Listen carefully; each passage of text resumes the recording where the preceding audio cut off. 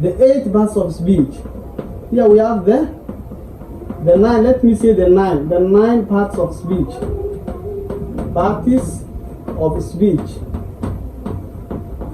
أيرنا سلوك لكنا عرنا the 9 parts of speech. يعني سقال كحبنا أو نحوها أيرنا هنا عرنا سقال كان وحنقول راح بردونا وحكم إذا سؤالكم وحنأركي دونا إن شاء الله nouns. noun أركي دونا.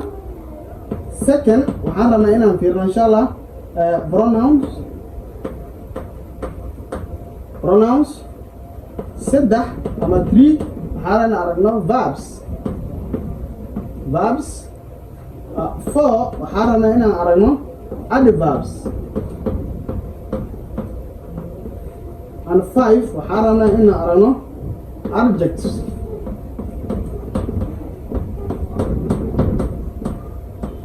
Adjectives 6 وحالنا هنا عرفنا preposition.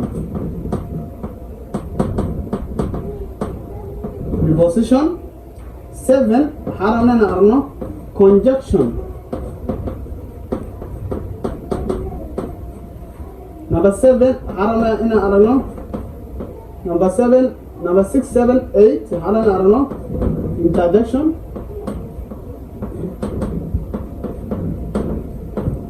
And lastly 9 حالنا نعرفنا articles. السلام عليكم ورحمة الله وبركاته. يوتيوب جانر مسؤولين مثل حساكو.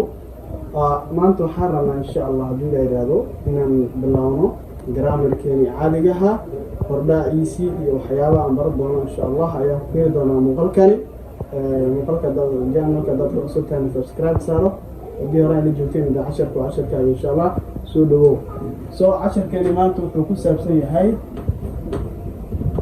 دراما 10 كلمات وتكون سبسية جراما. سؤال شكوت أرمانا سويدينو وام هاي grammar. What's the definition of grammar?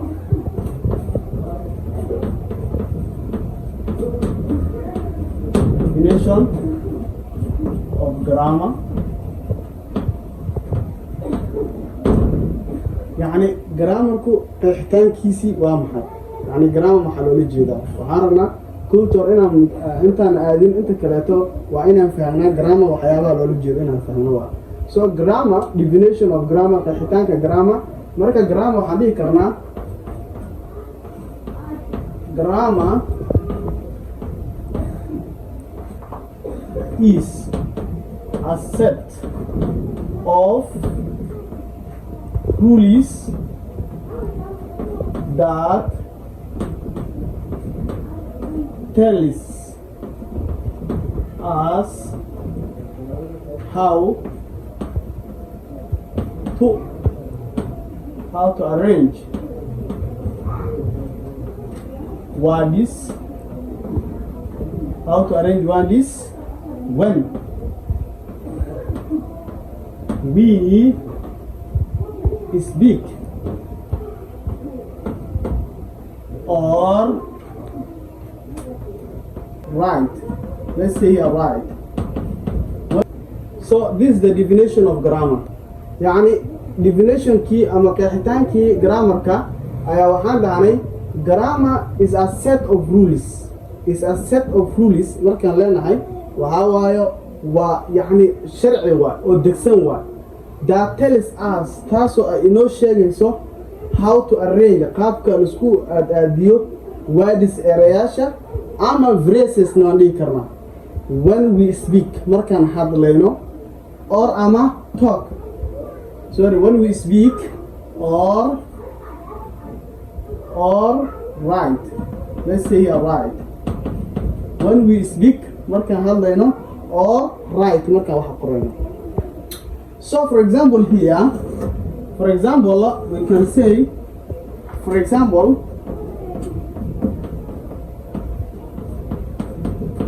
here, سؤالات كلها توحان هيسنا subject هيسنا مثلا we have subject we have like she. We have also helping verb. We have also verb to be and وضنا like sorry, verb to be like is. Also, we have main verb. Main verb like going. We have like a preposition. We have like a preposition or to. We have the object or school. أنتن وحرنا كلا إن الأجانب مش أنا اللي tells us how to arrange قابل السكول هجاجيو وادس أرايو when we speak مركن حد لينو or am right مركن واحد قرينو قابل السكول أديها كيرنا مركز subject وحد عناه وقف كفعل كسمينا أيوة verb to be وفعل عاويه واي من verb كن وحاواي وverb كي فعل كي حوجناوا preposition أيضا وماليه مش لص على شيء object وحاوي في القدوسية وأصل the receiver of the action. So from there now وحرنا إن school arrange قرينا she is going to an school. إراشنا school حيرنا مر arrange word اسمه كلنا. So subject so قال always مر ولا وحاسوه مر subject يا سوه مر. Then subject سو قال مر وحرنا she هيا محرعين مركب subject always وحاسوه help me verb كسر sorry verb to be كسرعة or is sorry here is helping verb here وحاول helping verb so helping verb كسرعة is مدرنا مركب وحكلا سرعة main verb going main verb going then وحكو حلو to then وحنراعينا object school then in general السؤال قال مركب علينا she is going to school. She is going to what? She is going to school. Area she feed مركب arrange words. Area she was school حيادين صنع وسكول أدنى.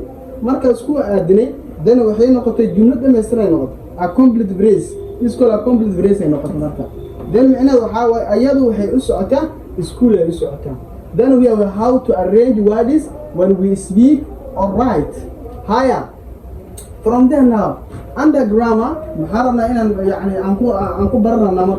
محرنا إن برنا the 8 parts of speech. Here we have the 9. Let me say the 9 parts of speech. Parts of speech.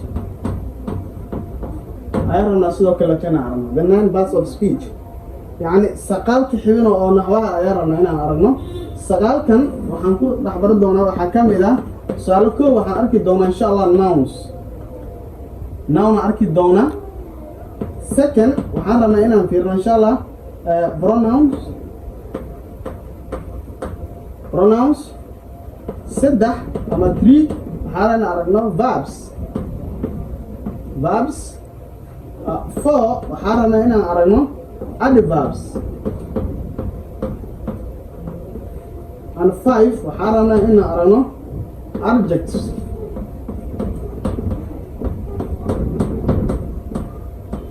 adjectives 6 وحرنا إن أرنا preposition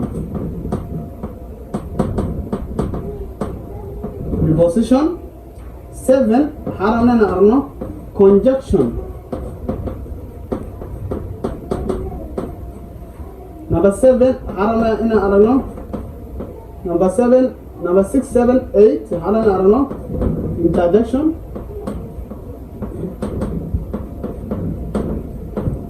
and lastly 9 حرنا إن أرنا articles yes marka grammar الحديث أنت أنا في دوما إن شاء الله دي ليرادو أو كم إذا noun maxaa loola jeedaa inaa ogaano waayo meeqay u kala baxaan sidoo kaleeto inaa ogaano waayo pronouns waxaa waaye magacyeel noun waa magac pronoun waxaa la yidhahdaa magacyeel waa verbs waa ficil adverbs waa falkaab adjectives waxaa la sifeeye prepositions waxaa la yidhahdaa meeleeya conjunction xiriiriye interjection waxaa waaye waa meelaha inta badan ay ka hadlaan dareemaha qofku markuu waxyaabo dareemo meelaha looga muujiyo waaye articles ayadana waxaa waaye qeexnayaashii waaye intaan ayaan ku baran doonaa insha allah haddii la yidhaahdo marka maanta waxaan ka bilaabaynaa noun. Waxaan ka bilaabi doonaa insha Allah hadii la yiraahdo noun ayaan ka bilaabaynaa isla socod wanaagsan markaa insha Allah.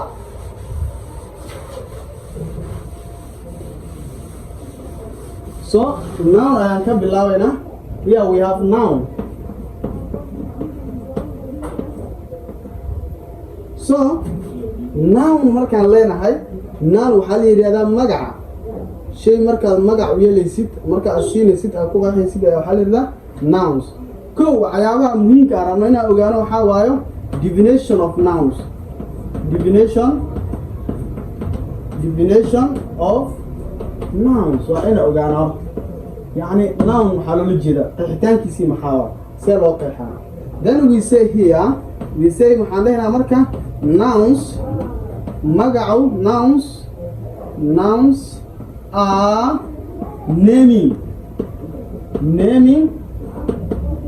of person,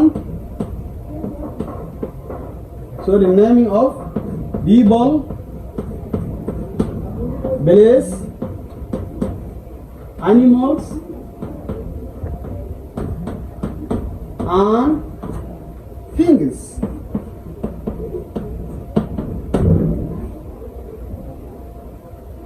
So nouns are nounku yani magaca waxaa loo qeexaa naming of people markii qof la magacaabayo. Tusaale kale waxaan leenahay Cabdi, Cali, Aisha, Halima markaan leenahay waa naming of people. Haye place goobo aadan place maxaa goobo. Tusaale kale waxaan dhihi karnaa Muqdisho, Hargeysa, Baydhabo, Beledweyne, Nairobi markaan leenahay place. Animals aydan waxaa waayo xayawaano like for example waxaan dhihi karnaa a lion, a zebra, an elephant, and things iyo sheeyaal sometimes or idea ama fikirdo. Waxyaabahan inta badan markii laga hadlaayo ayaa waxaa lagu dhex bartaa nouns ayaa lagu bartaa waa magaca waa. So nouns marka meegaa loo kala qeybiyaa marka different kinds of nouns. Marka here we have kinds of nouns. يعني meeqay u kala baxaan magacyaashu. What are the kinds of nouns? Yes, then kinds of nouns like we have a common nouns.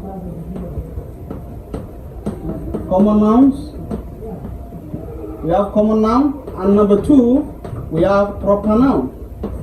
We have what? Proper noun. Yes, kinds of nouns noocyyaasha ay u kala baxaan magacyaasha aan fiirinayna yani kinds yani qeybaha ama noocyyaasha ay u kala baxaan. We have something called common noun and we have something called proper noun. Common noun marka maxaa loola jeedaa waa magaca guud waa. Then we say general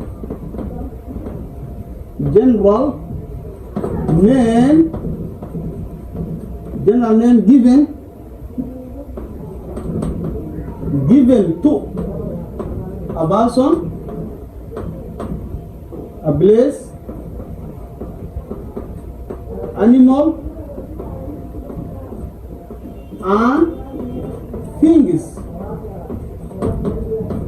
This is common noun.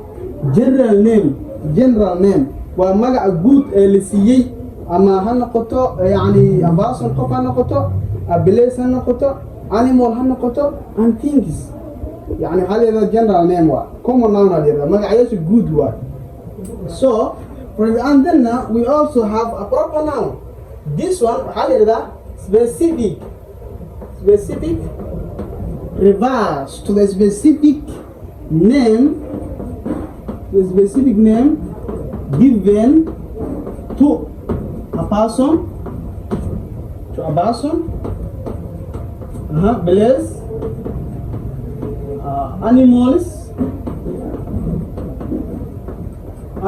and what? And things also.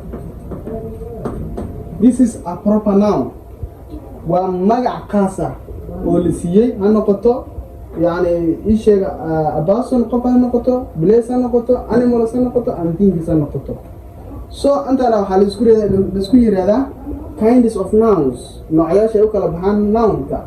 So inshallah hadii la yiraahdo waxaan sii arki doonaa common noun aan kasii bilaabaynaa haddii la yidhaahdo fadlan muuqaalkan hala sheer gareeyo casharkan intaan ayuu ku egyahay marka waxaan rajeynayaa si fiican u fahamteen if there is comment please soo qoro and then we continue from there inshallah. Assalamu alaikum warahmatullahi wabarakatuh.